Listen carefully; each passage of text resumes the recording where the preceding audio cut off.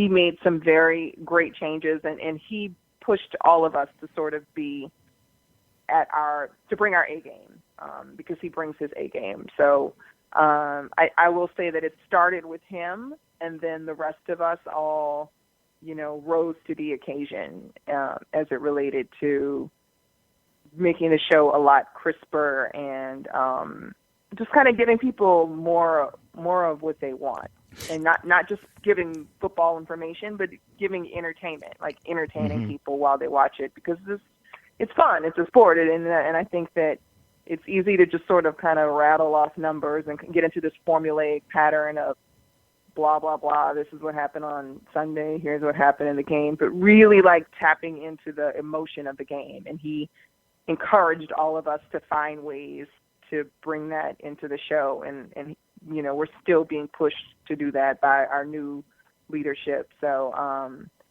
it definitely started with him. And I think everyone who works on that show, from the management level all the way to the production assistants, there's a lot of talent that works on that show behind the scenes to help elevate it and help to, bring up our production quality. And it's great to know that those changes that you guys are seeing it at home, that's awesome to hear. Yeah, it's not as rigid as it used to be.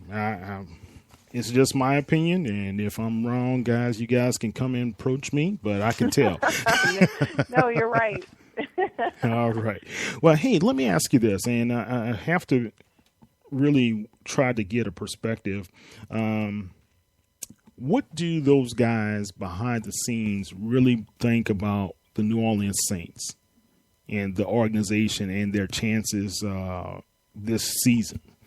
I know you hear some things, some commentary from time to time. You don't have to release any names, but do you think that the Saints are headed in the right direction after this win with the Chargers, or do they have a different perspective on the team? I think that they think along the lines of what we think, which is that the Saints have a very impressive offense with a defense that still needs work. Mm-hmm. And I think that they feel like no matter how impressive our offense is, until our defense can be competitive and can be up there, among one of the top 10 defenses in the league, that, even if, our defense shows some improvement as the season goes on, I don't think that they see this as a team that can go the distance in the playoffs, go deep into the playoffs, even if we were able to sneak our way in. Mm-hmm. Because I think they feel like, especially when you look at how things played out last year and how Denver was able to ride its defense to a championship, that's really where the league is right now. That you need a top-notch defense, that you need a consistent defense. And that's not something, at least so far, that the Saints have been able to show. We've got injuries, and that means something. That's obviously had an impact. So, of course, anything can happen, but you look at kind of how things played out these first few games. The Chargers game, and I'll tell you this, I was at that Chargers game. It felt like a home game. There were so many people there, right? That game blew me away. Wow. I was in the stands, just a fan in the stands, and I was amazed. I mean, we traveled deep. We party hard. Even when it looked like we weren't going to win.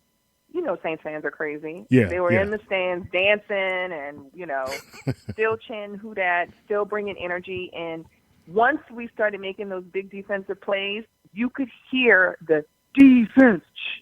I mean, you heard it loud and clear. As if you were in the dome. Wow. It was unbelievable. And our sideline, we were on the visitor sideline, so we're there with all the Saints players, and they're waving their towels, trying to get us to get more riled up.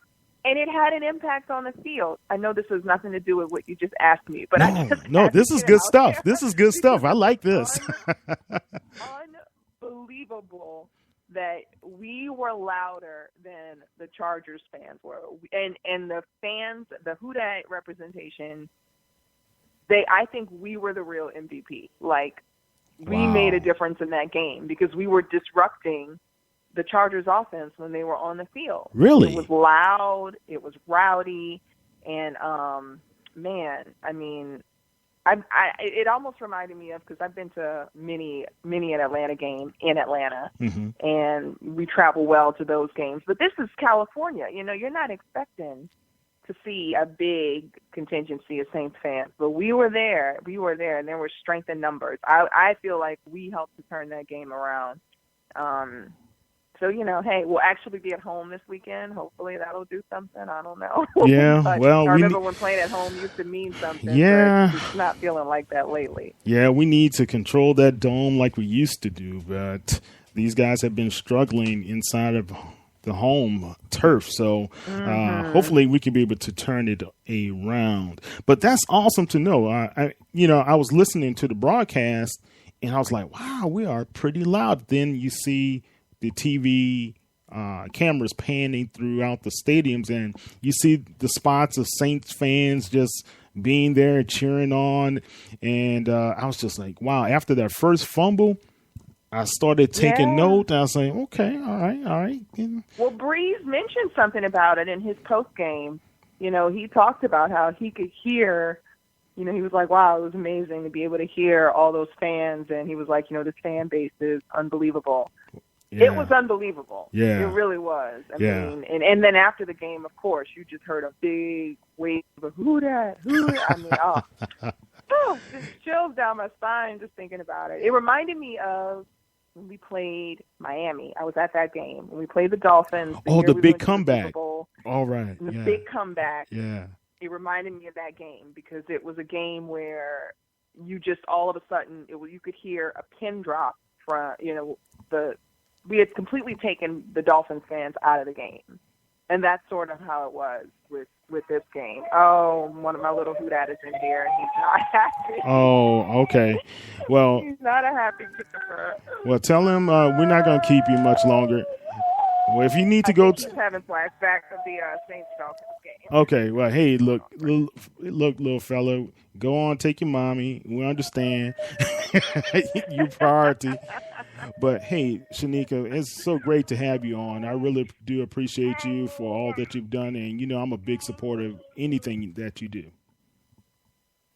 Well, thank you so much for having me, and I'm just, you know, we've been on this little journey together for some years now, so you know, I appreciate you shouting me out, and I love obviously talking to very passionate fellow Saints fans like myself. It gets lonely out there in California, not being around my people all the time, but it's good to be able to connect with you and talk about my team. Now I have to go back to acting like I don't have a favorite team. Well, hey, look, we know where your heart lies. It's bleeding black and gold all the time, right?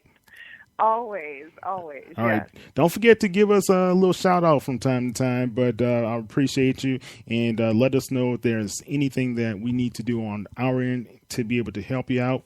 We're here to do it. Okay. Absolutely. Thank you so much. Okay. Take care, Shaneika. All right.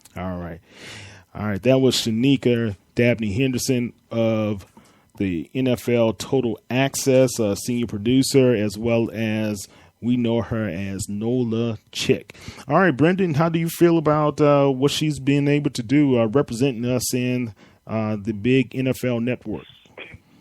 I mean, it's really impressive anytime that anybody that comes from, I don't want to say a small town because it's New Orleans, but anytime somebody you know kind of makes it, quote unquote, or makes it out and goes and does great and wonderful things like that, it's extremely impressive.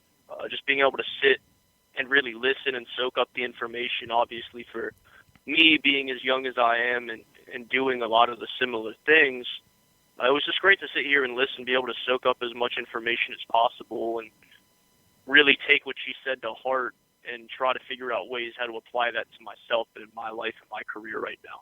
Yeah.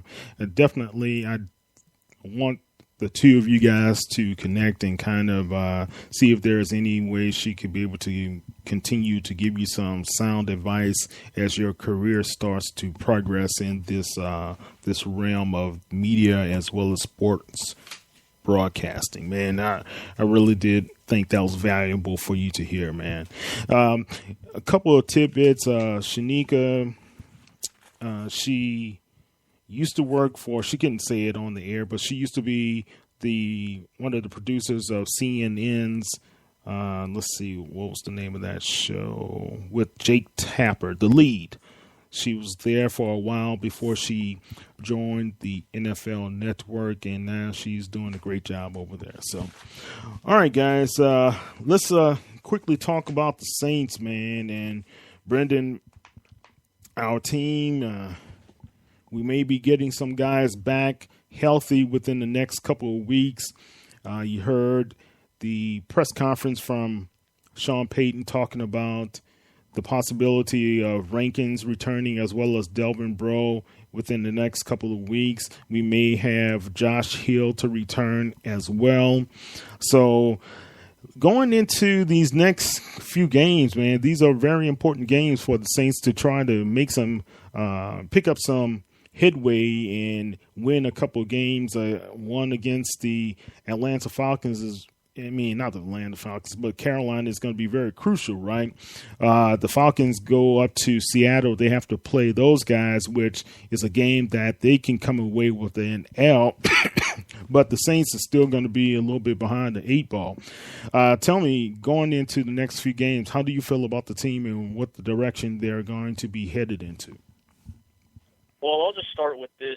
Being close to Charlotte, about 40 minutes away, I said it to a couple people here locally before the Monday night game between the Bucs and the Panthers. I said, listen, guys, Carolina's going to drop on Monday night at home, and they're going to go to the Superdome, and they're going to drop a game in New Orleans as well and start the year 1-5. And that was my bold prediction. Wow. And as of right now, we're halfway there.